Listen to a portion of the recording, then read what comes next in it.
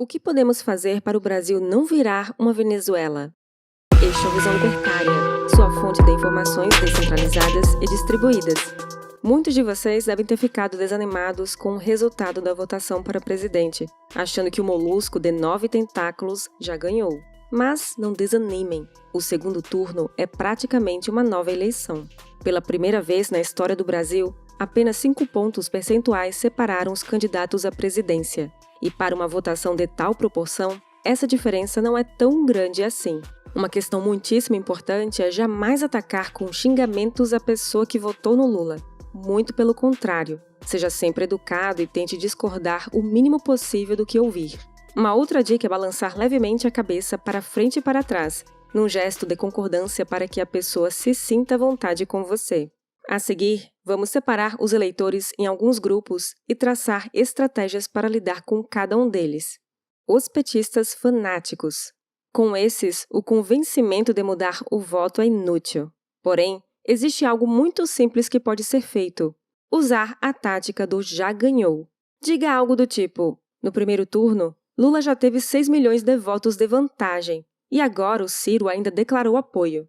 Então, é matematicamente impossível Bolsonaro ganhar. Você nem precisa se dar ao luxo de ir votar. Aproveita para preparar o churrasco da vitória. Não perca seu domingo indo votar. Já está garantido. Ou seja, a ideia é convencer o petista de que não é necessário ele ir votar. Um outro ponto é o que o petista sabe sobre você. Caso ele saiba que você votou no Bolsonaro, assuma a derrota e diga que você não irá votar no segundo turno, pois sabe que não adianta. Agora, se ele não te conhece ou não sabe em que você votou, diga que votou no Lula e por isso nem se preocupa com o segundo turno, pois já está ganho. A ideia é não gerar suspeita e realmente fazer com que o petista acredite que já ganhou. Também pode-se acrescentar o quão grande é a rejeição de Bolsonaro. Os pandeminions. Esse grupo teve um peso maior do que esperávamos, visto que Bolsonaro teve menos votos no Sudeste se comparado à eleição de 2018. Eles são uma incógnita. Convencê-los a votar em Bolsonaro vai depender de caso a caso. Porém, você pode dizer que os governos da esquerda nunca priorizaram a saúde, especialmente na época da Copa do Mundo, quando Lula disse: "Tem gente que acha que não pode fazer Copa do Mundo porque não tem hospital." Sabe, acho isso um retrocesso. Você ainda pode acrescentar que, mesmo com todas as falhas, durante a pandemia, Bolsonaro ainda conseguiu disponibilizar a vacina para todos. E isso é um fato. Você pode dizer que o PT ficou 14 anos no poder e o SUS não foi melhorado em absolutamente nada. Enquanto isso, Lula se tratava no Hospital Sírio-Libanês quando teve câncer. Se ainda assim você sentir que o pandemínio vai votar em Lula, use a tática do já ganhou, como falado anteriormente. Os isentões. Esse é o grupo mais fácil de converter voto. Muitos têm um viés de esquerda, porém a corrupção é um tema que os incomoda muito, e nesse ponto é bem fácil detonar o Lula.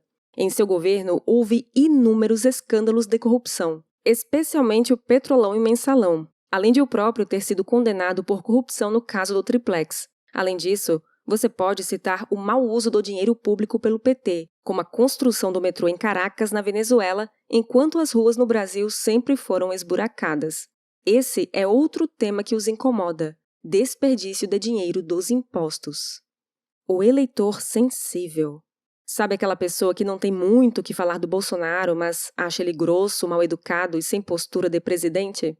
O mais simples nesse caso é assumir que essas são realmente falhas do Bolsonaro, mas que isso não faz dele uma pessoa desonesta, um ex-presidiário ou alguém que pegou o nosso dinheiro e mandou para financiar ditaduras pelo mundo, ou que preferiu construir estádios ao invés de hospitais, como Lula fez. Você ainda pode dizer: prefiro um cara grosso, mas honesto como Bolsonaro, a um de fala mansa e ladrão como Lula. O jovem desinformado.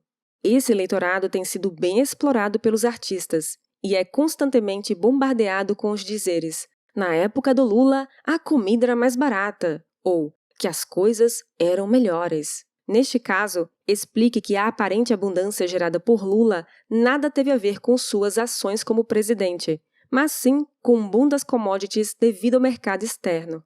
Inclusive, o dólar era mais barato devido justamente a isso. Mencione que, comparativamente com nossos vizinhos da América Latina, que aproveitaram esse boom, na época do Lula, o nosso crescimento econômico foi menor que o deles. Fale também sobre os crimes que os regimes comunistas já cometeram, como o Holodomor, que matou cerca de 10 milhões de ucranianos de fome. Quem se absteve de votar, pois acha que política é algo chato. Nesse caso, basta usar um argumento muito simples. Você pode achar política algo chato, mas tenho certeza que você não gostaria de ter que comer carne de cachorro, não é? Pois é isso que o povo venezuelano está tendo que comer devido à fome causada pelo governo socialista.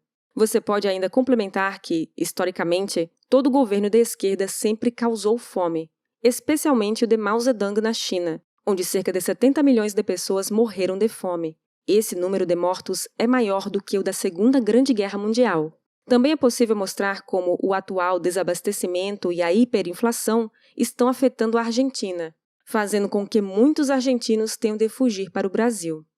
Pessoa cristã que votou no Lula.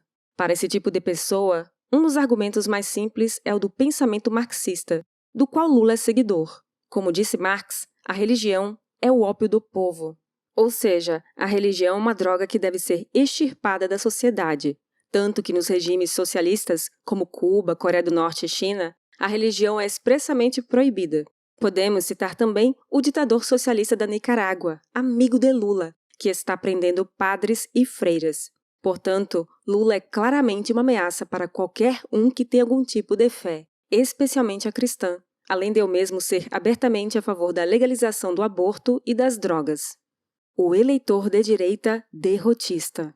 Esse é outro público com o qual teremos de lidar. Muitos eleitores de direita estão achando que já perdemos, não tem o que fazer. Ou então, teve fraude, não adianta votar.